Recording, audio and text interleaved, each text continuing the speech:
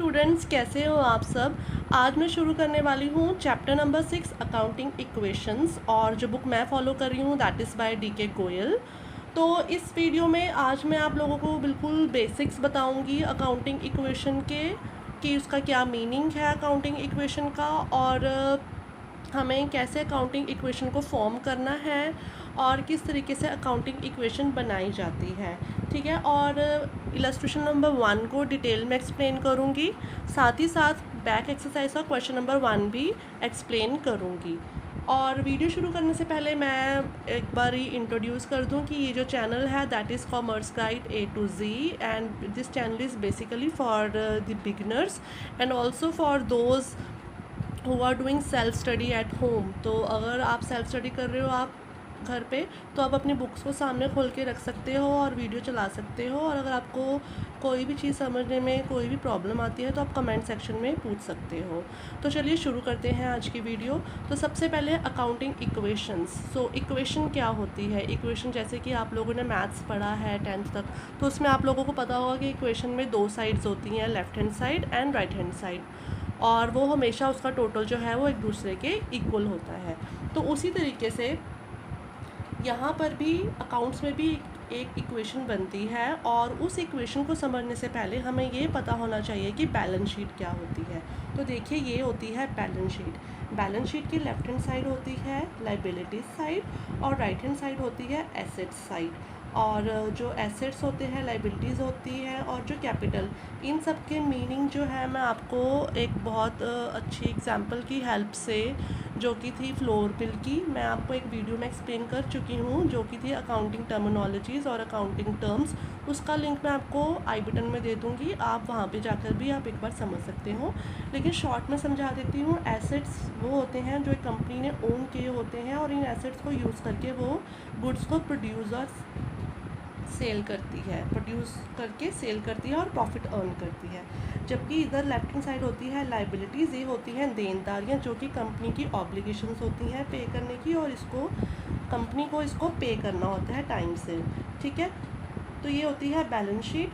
तो यहाँ पे जैसे कि पढ़ लेते हैं, in the above balance sheet assets are recorded on right hand side and capital and liabilities are recorded on the left hand side. एक चीज़ और, जो कैपिटल होती है ये अमाउंट होती है जो कि जो प्रोपराइटर है, मतलब कि जो बिजनेसमैन है, वो लेके आया होता है ये पैसा, उसने कंपनी में लगाया होता है, अपने कंपनी में या अपने बिजनेस में।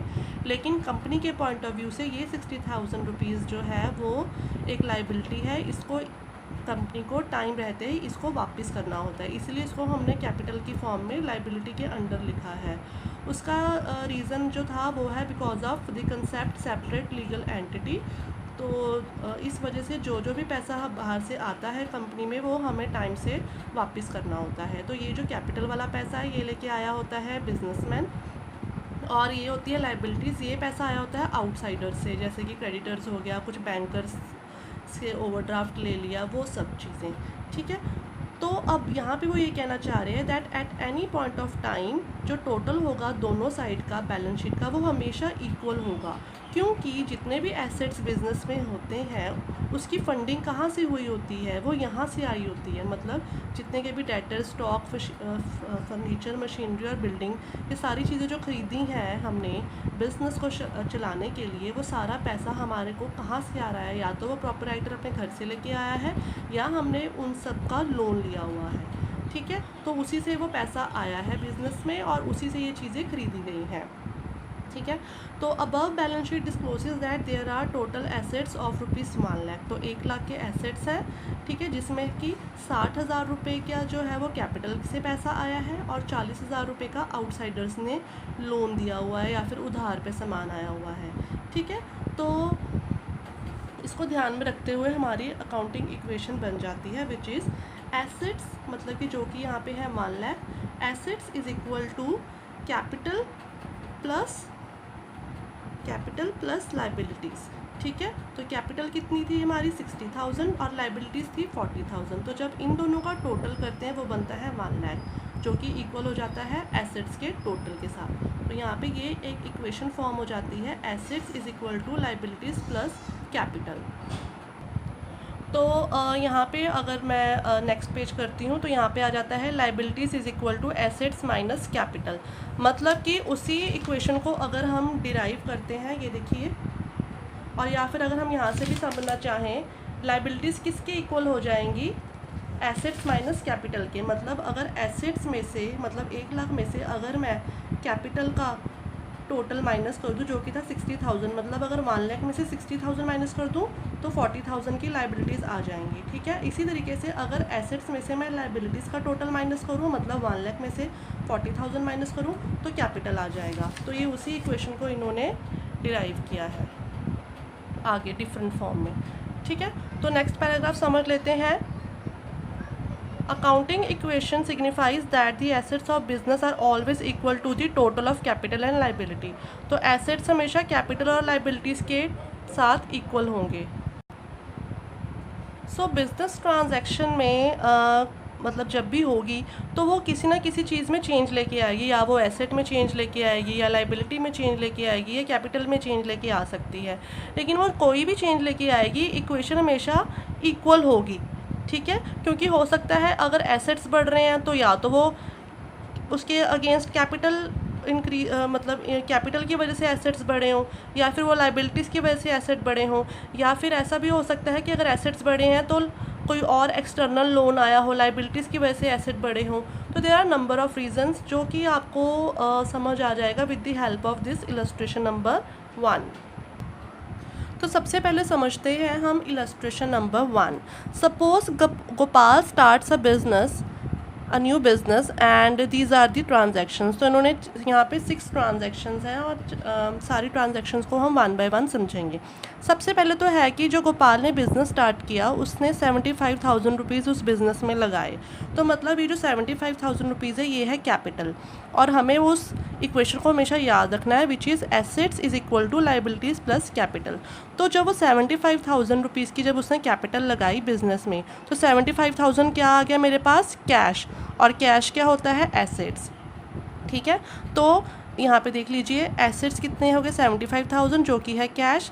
लाइबिलिटीज़ जो है वो है 0 क्योंकि कोई लाइबिलिटी एक्सटर्नल लाइबिलिटी नहीं है, ये है कैपिटल वाली लाइबिलिटी मतलब इंटरनल लाइबिलिटी। लेकिन जो ये लाइबिलिटी होती है इंटरनल लाइबिलिटी, इसको हम हमेशा कैपिटल की फॉर्म में ही लिखते हैं।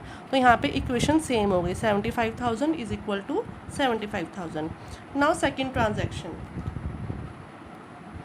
Gopal purchased furniture for cash ₹5,000। तो गोपाल ने 5,000 रुपये का फर्नीचर ख़रीदा। तो यहाँ पे ये देख लीजिए जो इक्वेशन है which is assets is equal to liabilities plus capital. तो यहाँ पे ओल्ड इक्वेशन क्या थी, 75,000 इज़ इक्वल टू 0 प्लस 75,000, तो वही सेम हमने पहले यहाँ पे लिख देनी है। उसके बाद न्यू ट्रांजैक्शन जो है वो क्या हुई कि 5,000 रुपये का नया फर्नीचर ख़रीदा। तो 5,000 रुपये का नया फर्नीचर ख़रीदने की वजह से क्या हो गया, मेरा कैश 5,000 रुपये से कम हो गया, लेकिन फर्नीचर की अमाउंट भी साथ के साथ बढ़ गई। ठीक है, तो यहाँ पे देख लीजिए ये आपस में दोनों एसेट्स के अंदर ही एडजस्ट हो गए। यहाँ पे लाइबिलिटीज़ और कैपिटल साइड कोई चेंज नहीं आया, वहाँ पे 75,000 का वैसे ही रहेगा, जबकि यहाँ पे कैश कम हो गया 5,000 से, और जबकि साथ के साथ फर्नीचर बढ़ गया 5,000 रुपये से। ये दोनों एसेट्स हैं, तो एसेट्स के हेड के अंदर ही चेंज हुआ है फिगर्स में। Now third transaction, Gopal purchased goods for cash ₹20,000। तो गोपाल ने 20,000 रुपीज़ के गुड्स खरीदे और कैश से पेमेंट कर दी। तो यहाँ पे ये देख लीजिए एक और हेड बन गया गुड्स का, क्योंकि गुड्स स्टॉक है वो हमारे एसेट्स होते हैं। ठीक है, तो वह एसेट्स के हेड के अंदर ही आ गया।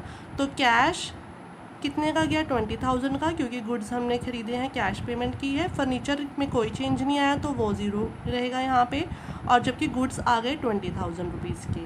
ठीक है, तो यहाँ पे भी एसेट्स के अंदर ही यहाँ पे प्लस हो गया और यहाँ पे माइनस हो गया इक्वल अमाउंट से। तो इसलिए यहाँ पे जो टोटल होगा वो बनेगा 75,000 ही। देखिए 50 + 5 55 + 20 75,000। और यहाँ पे लाइबिलिटीज़ और कैपिटल के अंदर कोई चेंज नहीं आया, तो इसलिए हमें यहाँ पे 0 और 0 लिख दिया। और कैपिटल मेरी अभी भी कितने रुपीज़ की है, 75,000 की। ठीक है, now transaction number 4, Gopal purchased goods on credit for ₹16,000। तो गोपाल ने कुछ गुड्स परचेज़ किए और वो भी उधार पे 16,000 के। तो जो गुड्स होते हैं वो हमारे एसेट्स होते हैं। तो यहाँ पे ओल्ड इक्वेशन वही थी जो हमने फिफ्थ वाली सेम उठा लेनी है, जो सॉरी थर्ड वाली ट्रांजैक्शन से हमारी इक्वेशन आई थी वो उठा लेनी है और इसमें हमने ऐड कर देना है। ये देखिए 16,000 के गुड्स आए हैं, तो यहाँ पे 16,000 के गुड्स हमने ऐड कर दिए। कैश और फर्नीचर में नो चेंज, जबकि वो गुड्स क्योंकि उधार पे लिए हैं तो उतने के ही मेरे क्रेडिटर्स बन जाएंगे 16,000 के, ठीक है। और कैपिटल में नो चेंज। तो जब हम दोबारा से इसको बनाएंगे इक्वेशन को तो देखते हैं, ये देखिए 50,000 यहाँ आ गया, फर्नीचर का ये यहाँ आ गया, 5,000 का फर्नीचर है और गुड्स कितने के आ गए, पहले 20 के थे अब 16 के, 36,000 के, ठीक है। तो यहाँ पे भी इन दोनों साइड्स का टोटल जो है वो इक्वल हो गया है, ठीक है। यहाँ पे 16,000 ऐड हुए और साथ ही साथ यहाँ पे लाइबिलिटीज़ के अंदर ऐड हो गए, तो दोनों में इक्वेशन का जो टोटल है वो 16,000 से इंक्रीज़ हो गया, ठीक है। अब आ जाते हैं ट्रांजैक्शन नंबर 5 पर।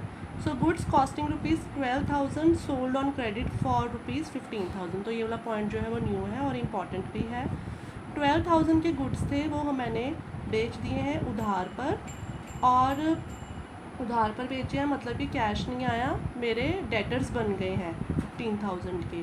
लेकिन यहाँ पे जो चीज़ देखने वाली है वो ये है कि जो गुड्स है उसकी कॉस्ट थी 12,000, ठीक है। 12,000 के गुड्स मैंने कितने के बेचे हैं, 15,000 के। तो मतलब कि 3,000 रुपये ज़्यादा में बिके हैं वो, तो 3,000 रुपीज़ क्या हो जाएगा, यहाँ पे हमारा हो जाएगा प्रॉफिट। अब प्रॉफिट को हमने कहाँ पे रिकॉर्ड करना है वो हम इस ट्रांजैक्शन के अंदर समझेंगे। सबसे पहले हमने वही वाली जो इक्वेशन थी ट्रांजैक्शन 4 से जो बनी थी वो हमने लिख लेनी है एज इट इज़। उसके बाद 12,000 के गुड्स हमने बेचे हैं, तो गुड्स में से 12,000 निकल जाएंगे क्योंकि गुड्स हमने 12,000 की उसकी कॉस्ट थी, ठीक है।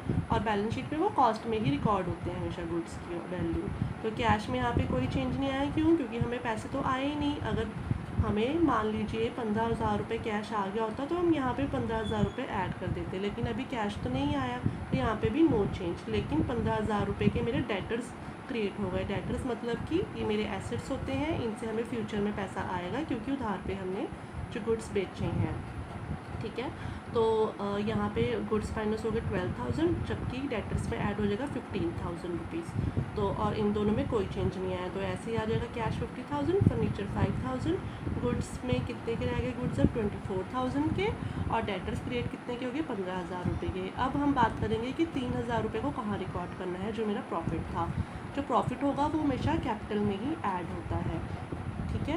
प्रॉफिट को या एक्सपेंसेस को, अगर कोई एक्सपेंडिचर हो तो वो कैपिटल में से माइनस होगा, और अगर प्रॉफिट होता है तो वो यहीं पर ही ऐड होता है। उसका रीज़न ये भी होता है कि प्रॉफिट हम कैपिटल में इसलिए भी ऐड करते हैं क्योंकि जो प्रॉफिट होता है कंपनी का उसके ऊपर हक होता है प्रॉपराइटर का। तो अगर प्रॉपराइटर को हमने अब 75,000 रुपीज़ वापस करने हैं, क्योंकि उससे 75,000 रुपीज़ इन्वेस्ट किए हैं कंपनी में, तो अब हमें उसे वापस कितने करने हैं, 78,000 रुपीज़। क्यों, क्योंकि 3,000 रुपये जो प्रॉफिट है वो उसका हक है इसके ऊपर, ठीक है। Now second is transaction 6 paid rent 1,000 rent, ठीक है। तो यहाँ पे रेंट पे किया है तो सीधा ही कैश 1,000 का माइनस कर देंगे हम। यहाँ पे पुरानी इक्वेशन उठाई, उसमें 1,000 रुपीज़ माइनस किया, बाकी हेड्स में कोई चेंज नहीं, तो 0 0 0, और यहाँ पे जो है वो 1,000 रुपीज़ जो है वो यहाँ पे हम माइनस कर देंगे, ठीक है। कैपिटल में से ही एक्सपेंडिचर्स जो है वो माइनस होते हैं, ठीक है। क्यों, इसका रीज़न ये है कि प्रॉफिट मेरे रिड्यूस करने हैं हमने, ठीक है, क्योंकि मेरा प्रॉफिट कम हो गया ना, रेंट क्योंकि एक्सपेंडिचर्स पे हुए हैं। तो अगर प्रॉफिट कम हो गया तो मतलब कैपिटल में ही प्रॉफिट जाता है, तो कैपिटल में से ही प्रॉफिट जो है हम माइनस कर देंगे, ठीक है। अब इसकी हेल्प से हमें ये पता चल जाता है कि जब भी कोई ट्रांजैक्शन आती है उससे अकाउंटिंग इक्वेशन का टोटल हमेशा सेम रहता है, ठीक है। तो अब यहाँ पे जो जो भी चीज़ें हमारे पास आ गई हैं ये हमने बैलेंस शीट में, मतलब जो हमारी जो न्यू इक्वेशन में जो हेड्स के टोटल आए हैं ये हमने अब इसकी वैल्यू बैलेंस शीट में डालनी है। तो बैलेंस शीट कैसे बन जाएगी गोपाल की, ये देखिए, कैश 49,000 रुपीज़, ठीक है, फर्नीचर 5,000, गुड्स 24,000, डेटर्स 15,000, टोटल 93,000, और यहाँ पे लाइबिलिटी 16,000, और गोपाल की कैपिटल जो है वो 77,000 रुपीज़ स्टैंड कर रही है।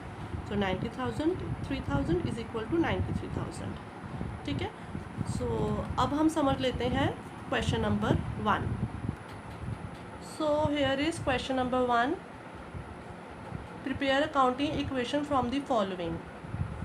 So there are 6 transactions which we have to record. हमें ये 6 transactions को रिकॉर्ड करना है, अकाउंटिंग इक्वेशन बनानी है, और इससे आपको ये भी समझ में आ जाएगा कि अकाउंटिंग इक्वेशन को हमने किस तरीके से करना है इस क्वेश्चन को करने के बाद। ठीक है, तो सबसे पहले हमने जब भी क्वेश्चन उठाना है अकाउंटिंग इक्वेशन का, हमें ये देखना है कि उसमें कौन कौन से हेड्स इन्वॉल्व हैं। जैसे कि Sandeep started business with cash, तो कैश इन्वॉल्व है। ठीक है, और बिजनेस स्टार्ट किया तो कैपिटल इन्वॉल्व है, तो कैश और कैपिटल का हेड बन गया।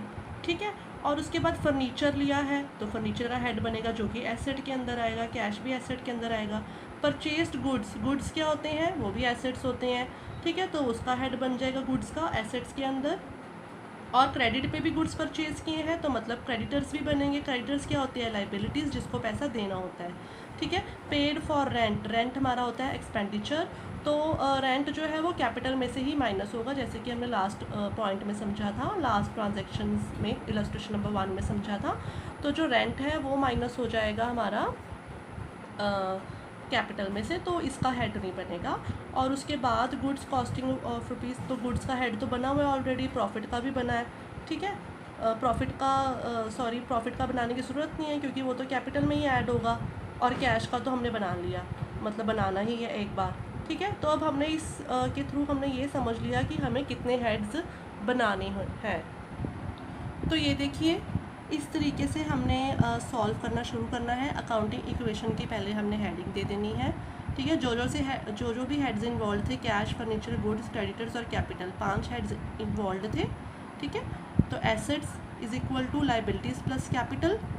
ओके, और एसेट्स के अंदर आ जाता है cash plus goods plus furniture, तो ये सब हेड्स इन्वॉल्व होने हैं तो हमने पहले लिख लेने हैं। Is equal to liabilities plus capital. Liabilities क्या आएगी हमारी इसमें, सिर्फ क्रेडिटर्स, क्योंकि तुमने उधार पे कुछ जगह पे सामान खरीदा है गुड्स को एक ट्रांजैक्शन में। ठीक है, तो इतना हमने पहले कर लेना है। ठीक है, अब आगे समझते हैं। सबसे पहला जो ट्रांजैक्शन है वो ये थी that Sandeep started business with ₹1 lakh. Sandeep ने 1 लाख रुपीज़ का बिजनेस शुरू किया, तो 1 लाख रुपीज़ का कैश आ गया बिजनेस में, तो यहाँ पे 1 लाख रुपीज़ लिख देंगे। और 1 लाख रुपीज़ की कैपिटल भी आ गई बिजनेस में, क्योंकि आपको पता है जो भी पैसा लेके आते हैं फर्स्ट टाइम पे बिजनेस में लगाया जाता है उसको हम बोलते हैं कैपिटल।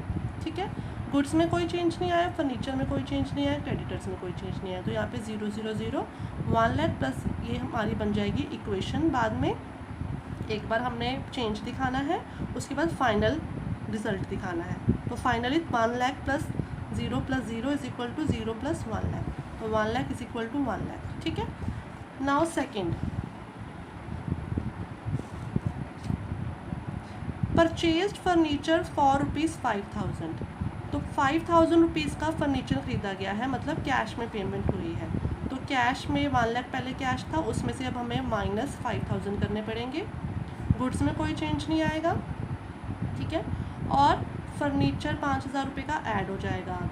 और इधर लाइबिलिटीज़ क्रेडिटर्स में कोई चेंज नहीं आएगा और कैपिटल में भी कोई चेंज नहीं आएगा।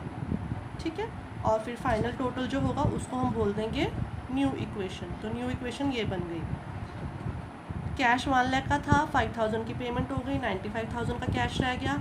गुड्स में कोई चेंज नहीं है, मतलब है ही नहीं है गुड्स अभी, तो फर्नीचर 5,000 का क्रिएट हुआ और कैपिटल 1 लाख की, तो मतलब 1 लाख इज इक्वल टू इन दोनों का टोटल भी 1 लाख बन रहा है। ठीक है, now third is purchased goods for cash ₹20,000। अब गुड्स खरीदे गए हैं और 20,000 रुपीज़ की कैश पेमेंट हुई है, तो पहले लेफ्ट हैंड साइड पे हमने लिख लिया परचेज गुड्स फॉर कैश। अब क्या होगा, कितने रुपए के गुड्स खरीदे हैं कैश देके, 20,000 के, तो 20,000 का सबसे पहले हम कैश में माइनस करेंगे। ठीक है, यहाँ पे माइनस कर दिए 20,000 और गुड्स में 20,000 ऐड हो जाएगा, तो ये एसेट्स के अंदर ही एडजस्ट हो रहे हैं अभी तक वाले सारे। ठीक है, तो यहाँ पे 20,000 माइनस हुआ, लेकिन साथ के साथ ही 20,000 ऐड भी हो गया। ठीक है, और यहाँ पे यहाँ तो फर्नीचर में कोई चेंज नहीं आया, जितने का पहले था। ठीक है, अब उतने का ही टोटल बनेगा, और लाइबिलिटीज़ भी कोई चेंज नहीं आया, कैपिटल में भी कोई चेंज नहीं आया। तो जब हम इसको प्लस करके नीचे करेंगे तो 95,000 माइनस 20,000, अब कितने का कैश रह गया 75,000 का, और गुड्स कितने के आ गए 20,000 के, फर्नीचर 5,000 का। अगर इस सब का हम टोटल करते हैं तो वो बनता है 1 लाख, जो कि इसके इक्वल आ रहा है। ठीक है। Now fourth is purchased goods on credit for rupees 36,000। अब 36,000 के गुड्स खरीदे हैं लेकिन उधार पर ख़रीदे हैं, तो कैश में कोई चेंज नहीं आएगा। ठीक है। और गुड्स बढ़ जाएंगे 36,000 से। ये देखिए, कैश में कोई चेंज नहीं आया, गुड्स बढ़ गए 36,000 रुपीज़ से। ठीक है। और फर्नीचर तो उतने का ही रहेगा अभी भी, लेकिन यहाँ पे क्योंकि उधार पे ख़रीदा है सामान, तो 36,000 के क्या हो जाएंगे, क्रेडिटर्स क्रिएट हो जाएंगे। ठीक है। और कैपिटल में कोई चेंज नहीं आया, तो फाइनल इक्वेशन क्या बनेगी, ये देखिए 75,000 रुपीज़ का कैश प्लस गुड्स आ गए टोटल, अब 56,000 रुपीज़ के गुड्स हो गए, और इतने का फर्नीचर, और क्रेडिटर्स मेरे 36,000 के बन गए नए, और कैपिटल उतने की उतनी ही है 1 लाख रुपीज़। ठीक है। तो इस तरीके से हमें बस एक बार हेड्स बना लेने हैं ऊपर जो थे, एक बार क्वेश्चन को पढ़ के, और उसी में हमने एडलेस करते जाना है बहुत ध्यान से, और हमेशा ध्यान रखना है कि टोटल सेम आए। अब बात करते हैं फिफ्थ पॉइंट की, which is paid for rent. अब रेंट की पेमेंट हुई है 700 रुपीज़ की, तो सिंपल है 700 रुपये का हम कैश माइनस कर देंगे, और उधर से कैपिटल में भी 700 रुपये माइनस हो जाएंगे। ये देखिए कोई चेंज नहीं आएगा बाकी जगह। यहाँ पे 700 रुपीज़ माइनस हुए कैश में, क्योंकि पेमेंट कैश की हुई है, कैश कम हो गया 700 रुपीज़, बाकी नो चेंज, और कैपिटल में भी 700 रुपीज़ जो है वो माइनस हो जाएंगे। और न्यू इक्वेशन क्या बनेगी, ये 74,300 माइनस करके आ गया, कैश इतने का रह गया, बाकी सेम वही चीज़ें, और कैपिटल रिड्यूस हो गई मेरी 99,300 रह गई अब। ठीक है। अब जो नेक्स्ट पॉइंट है वो है सिक्स्थ पॉइंट, ये थोड़ा इंपॉर्टेंट पॉइंट है। Goods costing rupees 40,000 sold at profit for rupees 20,000 for cash. मतलब 40,000 के गुड्स थे, उसको मैंने 20% प्रॉफिट पे बेच दिया। ठीक है। तो मतलब 8,000 के प्रॉफिट पे बेच दिया, मतलब सेलिंग प्राइस क्या हुई 48,000। ठीक है। तो 48,000 रुपीज़ का मैंने गुड्स जो है बेच दिए, लेकिन उसकी कॉस्ट कितनी थी 40,000। तो यहाँ पे देखिए अब हमें क्या ध्यान रखना है, ये देखिए गुड्स की कॉस्ट कितनी थी, गुड्स की कॉस्ट जितने की उसकी कॉस्ट थी उतने में ही से ही हम गुड्स को रिड्यूस करेंगे, क्योंकि हमने कॉस्ट पे ही रिकॉर्ड किए होंगे गुड्स की वैल्यू को। तो ये देखिए 40,000 रुपीज़ के गुड्स थे। ठीक है। वो मैंने गुड्स में से 40,000 माइनस करने हैं, लेकिन मुझे कैश कितना आया, वो मेरे गुड्स बिके कितने के, मेरे गुड्स बिक गए हैं 48,000 रुपीज़ के, तो मुझे कैश कितना आया 48,000 रुपीज़ का। तो कैश में मैंने 48,000 ऐड करने हैं। ठीक है। लेकिन जबकि मेरे गुड्स कितने के गए हैं 40,000 के, तो मतलब कि 8,000 रुपीज़ का प्रॉफिट हो गया। वो प्रॉफिट कहाँ जाएगा, वो जाएगा कैपिटल के अंदर। ठीक है। तो प्रॉफिट कहाँ ऐड होता है, कैपिटल के अंदर। ठीक है। तो अब ये देखिए न्यू इक्वेशन बन गई। Final equation is this, assets 1,22,300, goods 16,000 के रह गए ना, 40 के बिक गए, 40,000 वाले बिक गए, और 5,000 फर्नीचर, बाकी क्रेडिटर्स 36,000 प्लस कैपिटल जो है वो 1,07,300। ऐसे ही अब हम बना लेंगे बैलेंस शीट संदीप की। ये देखिए सारी फिगर्स को, फाइनल इक्वेशन वाली फिगर्स ये थी, मेरा कैश था, ये मैंने कैश लिख लिया, 60,000 गुड्स लिख लिए, और फर्नीचर 5,000 रुपीज़ का, और उधर से क्रेडिटर्स थे 36,000 के रह गए अब, और है मतलब अभी, और कैपिटल है 1,07,300 की। तो यहाँ पे एक लाइन आएगी। ठीक है। ऐसे ये बैलेंस शीट का बनेगा, balance sheet of Sandeep. Last में दोनों का टोटल जो है उन्हें मैच करके दिखाना है। ठीक है। सो स्टूडेंट्स, अगर आपको कोई भी डाउट हो अभी तक तो आप मुझसे कमेंट सेक्शन में पूछ सकते हैं। आप मेरी स्टार्टिंग वाली वीडियो ज़रूर देखिए स्टूडेंट्स, उसमें भी आपको बहुत सारे क्वेश्चंस का जवाब मिल जाएगा। So thank you students, comment करिए, लाइक करिए, और प्लीज़ बताइए। Thank you.